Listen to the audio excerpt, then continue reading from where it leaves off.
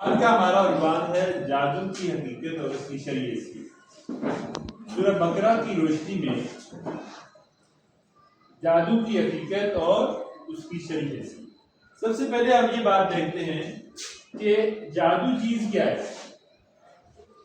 ٹھیک ہے، جادو کیا چیز ہے؟ جادو حقیقتاً کوئی خاص ایسا اللہ کی طرف سے اتارا گیا علم نہیں ہے، اس کے لیے کوئی ایتھینٹک چیز بھی موجود نہیں ہے۔ یہ آنکھوں کی نظر بندی ہوتی ہے، یا ایسے کلمات ہوتے ہیں کہ جن سے عام طور پہ شیاطین خوش ہوتے ہیں، یا کہ شیاطین کی مدد جڑتی ہے ان کے ساتھ، تو وہ جو ہے نا اس طرح کے کام کرتے ہیں کہ لوگوں کا نظام درم برہم کر جاتے ہیں۔ لوگوں کی جو فطرتی صلاحیتیں ہیں، لوگوں کے اندر جو اللہ نے انسان کے اندر جو صلاحیتیں رکھی ہیں ان کو معاف کر دیتے ہیں، تو یہ چیز ایک قسم کا جادو ہوتا ہے۔ ہر اچھے کام کو الٹ انداز سے کرنا یہ بھی جادو بن جاتا ہے، یہ بھی جادو کی بن جاتا ہے۔ شیاطین ہر وہ کام بتاتے ہیں جس سے انسان کو نقصان پہنچے۔ دوسری چیز، جادو ایک تو جادو ہے، جادو چیز کیا ہے، دوسرا یہ ہے کہ یہ جادو آیا کہاں سے، جادو کہاں سے آیا۔ اللہ تعالیٰ قرآن مجید میں فرماتے ہیں وَاتَّبَعُوا مَا تَتْلُو الشَّيَاطِينُ عَلَىٰ مُلْكِ سُلَيْمَانَ وَمَا كَفَرَ سُلَيْمَانُ وَلَٰكِنَّ الشَّيَاطِينَ كَفَرُوا يُعَلِّمُونَ النَّاسَ السِّحْرَ۔ شیاطین جو ہیں یہ لوگوں کو جادو سکھاتے تھے، یہودیوں کو جادو سکھاتے تھے۔ شیاطین حضرت سلیمان علیہ السلام کے زمانے میں، کیونکہ ان کے ماتحت تھے، ان کی گرفت میں تھے۔ حضرت سلیمان علیہ السلام کو اللہ تعالیٰ نے ہر چیز پہ حکومت عطا کی تھی، ہر چیز پہ ان کی بادشاہی تھی۔ تو شیاطین ان سے جان چھڑانے کے لیے مختلف قسم کے اورات یا کلمات وہ ادا کرتے تھے، اور یہ سمجھتے تھے کہ اس طرح ہماری حضرت سلیمان سے جان چھوٹ جائے گی۔ اللہ تعالیٰ قرآن میں یہ فرماتے ہیں کہ یہ جو یہودی محمد رسول اللہ صلی اللہ علیہ وسلم کے زمانے میں بھی اور ان کے بعد بھی یہودیوں کے بہت سارے قبائل جادو کا کام کرتے ہیں، جادو سیکھتے ہیں، سکھاتے ہیں، جادو کے وہ کلمات پڑھتے ہیں۔ یہ لوگ ان لوگوں نے جادو سیکھا ہے شیاطین سے۔ شیاطین جو حضرت سلیمان علیہ السلام کے زمانے میں کچھ کلمات پڑھتے تھے، یہ وہی کلمات ان سے سیکھ کے آج جو ہے نا ان کو پڑھتے تھے اور اس طرح کے کام کرتے تھے۔ دوسری چیز ہے ہاروت اور ماروت۔ ہاروت اور ماروت دو فرشتے تھے، اللہ تعالیٰ نے ان کو ہاروت ماروت دو فرشتے تھے، اللہ تعالیٰ نے ان کو آسمان سے اتارا۔ یہ لمبی اس کی تشریح ہے کہ بعض علماء نے اس ہاروت ماروت کو فرشتوں کے بجائے دو بادشاہ قرار دیے، لیکن جمہور مفسرین نے دو فرشتے قرار دیے۔ یہ لوگ اللہ تعالیٰ نے آزمائشی طور پہ اتارے، اور ان کے پاس اسی طرح کے چند کلمات تھے جن سے جادو ہو جاتا تھا۔ اللہ تعالیٰ نے ان کو چند کلمات دیے تھے جن سے یہ لوگوں کو بتاتے تھے، لوگوں کو کر کے دیتے تھے، تو اس طرح جادو ہو جاتا۔ یہودی اسپیشلی طور پہ خاص ان سے جادو سیکھتے، شیاطین سے اور ان فرشتوں سے۔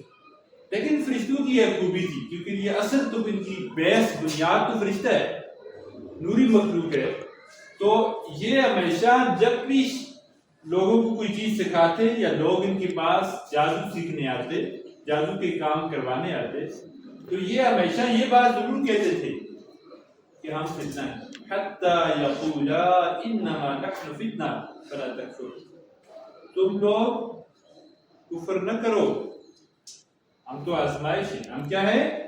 آزمائش ہے۔ اچھا، اب دیکھیں جادو کرنے والے نے کبھی فائدے کا کام نہیں کیا، جادو کرنے والے نے کبھی فائدے کا کام نہیں کیا، جادو کرنے والے کو بھی کبھی فائدہ نہیں ہوا. یہودی ہاروت اور ماروت سے ایسے کام سیکھتے تھے کہ جن سے ان کو نقصان ہی ہوتا تھا, جو نقصان کا باعث بنتے تھے, فائدے کا کوئی کام نہیں ہوتا, فائدے کا کوئی کام نہیں ہوتا تھا.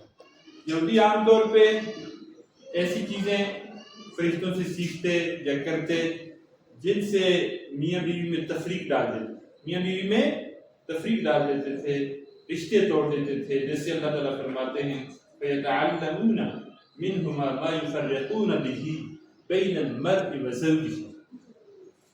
وہ ایسے کام کیا کرتے تھے, دوسرے کو نقصان پہنچانا ان کا مقصد ہوتا تھا, نفع انہیں کبھی اس سے نہیں ملتا.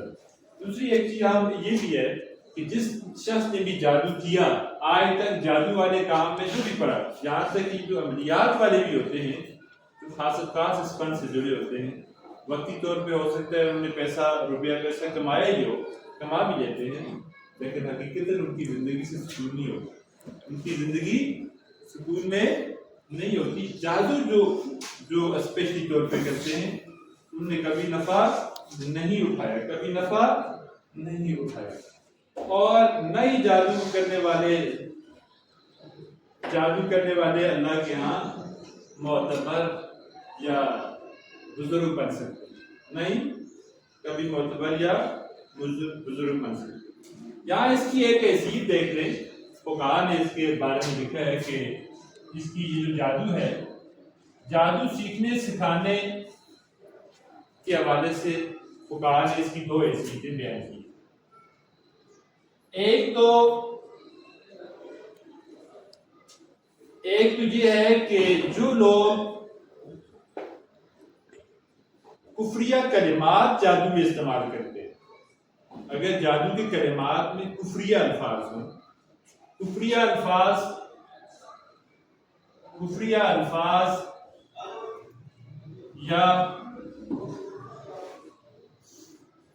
یا کہ کسی کو نقصان پہنچانا مقصد ہو,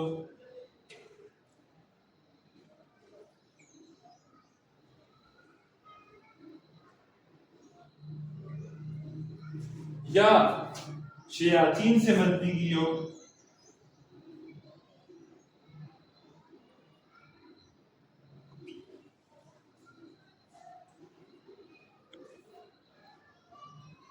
تو ایسی صورت میں جادو سیکھنا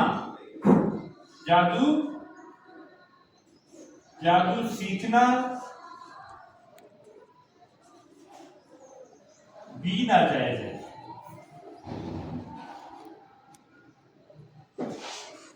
جادو سیکھنا بھی ناجائز ہے.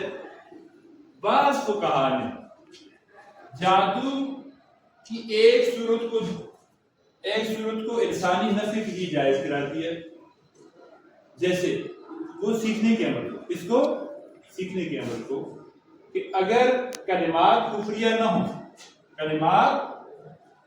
ہوں, کسی کو نقصان پہنچانا مقصد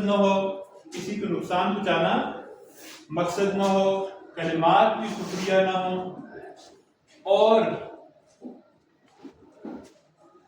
کسی پہ ہوئے جادو کا توڑ کرنا مقصد ہو. کلمات جادو کا, کسی پر جادو ہو گیا تو جادو کا توڑ تو چاہیے نا. تو کچھ لوگ اگر اس کام کو جادو کے توڑ کے طور پہ سیکھ دیں تو مولانا اشرف علی تھانوی صاحب رحمۃ اللہ علیہ نے اس کو جائز قرار دیا. انہوں نے بعض اور فقہاء کے حوالے سے یہ بات لکھی ہے کہ جادو کے توڑ کے طور پہ اگر کوئی سیکھ لیتا ہے تو یہ صورت کیا ہے, جائز. اسی کی ایک ادنا صورت ہے عملیات. کیا ہے؟ عملیات جو ہیں تعویذ گردے, عملیات و تعویذ جو ہیں یہ بھی جادو کی ایک ادنا سی صورت ہے. اس کا بھی یہی حکم ہے, اس کے الفاظ اگر کفریہ یا شرکیہ ہوں تو ایسے تعویذ کرنا بھی جائز نہیں. آج کل ہمارے ہاں ایک دستور چلا رہا ہے, ہم لوگ تو تعویذ کرنے والے کو بہت بڑا پیر مان لیتے ہیں. کیا مانتے ہیں؟ ہم اسے بڑا بزرگ, بڑی پہنچی ہوئی شخصیت, اس کے لیے بڑے بڑے احکامات کر دیتے ہیں، لیکن حقیقتاً یہ ایک فن ہے. یہ کیا ہے؟ فن ہے. تعویذ کی جو شرعی حیثیت ہے، جادو سحر جو ہے اس کا ایک معمولی یعنی ادنا سا اس کا حصہ ہے. اس کی ایک جائز کیفیت ہے کہ علاج معالجے کے طور پہ، یا جو چیزیں محمد رسول اللہ صلی اللہ علیہ وسلم سے جائز کلمات موجود ہیں ان کو اگر کسی پہ پڑھ کے دم کر دیا جائے، ان چیزوں کا تعویذ بنا کے دے دیا جائے تو یہ جائز ہے. اس کے علاوہ کفریہ کلمات نہ ہوں تو یعنی علاج معالجے کے طور پہ جائز ہے. کسی کو نقصان پہنچانا، کسی کے رشتے توڑنا، یا کسی کے رشتے توڑنا، یا کسی کا ناجائز رشتہ جوڑنا. ٹھیک ہے، صرف ناجائز رشتہ، کسی کا رشتہ خراب کرنا بھی ہے اور کسی کا ناجائز رشتہ جوڑنا بھی. یہ ساری چیزیں حرام ہیں. ان کا تعلق کسی جادو کے ساتھ ہے. یہ نقصان دہ چیزوں میں اور ان پہ شیاطین ہی اترتی ہیں. باقی اس کے علاوہ اس کی کوئی حیثیت نہیں ہے. فقہا ایک تیسری رائے فقہا نے یہ بیان کی ہے کہ اس کی تیسری صورت یہ ہے کہ ہر صورت میں جادو، تعویذ ناجائز ہے. جیسے کہ امام احمد بن حنبل رحمۃ اللہ علیہ کے متعلق ہے کہ ان کے نزدیک سوائے وہ کلمات جو احادیث نبویہ میں بیان ہوئے ہیں، اس طرح کے حسنین کریمین پر رسول اللہ صلی اللہ علیہ وسلم نے دم کیا، یا ان کے گلے میں تعویذ ڈال دیا تاکہ ان کو بری نظر نہ لگے، یا ان کی حفاظت کے لیے اس طرح احادیث میں کچھ کلمات موجود ہیں، یا کچھ لوگوں کو بخار یا پورے کھانسی کے علاج کے طور پہ رسول اللہ صلی اللہ علیہ وسلم نے کچھ چیزیں بیان کی ہیں، وہ اگر کسی کو کہہ دیا جائے، پڑھ کے تھوک دیا جائے، تو اس کے علاوہ باقی چیزوں کو یہ فقہا تیسری رائے جو ہے اس کو 100% ناجائز سمجھ آ رہی ہے. ایک چیز اور آپ کو یہ بتاؤں کہ جادو کرنے والے کبھی بھی فائدہ نہیں اٹھاتے. ہمیشہ یہ لوگ کس میں رہتے ہیں؟ نقصان میں رہتے ہیں.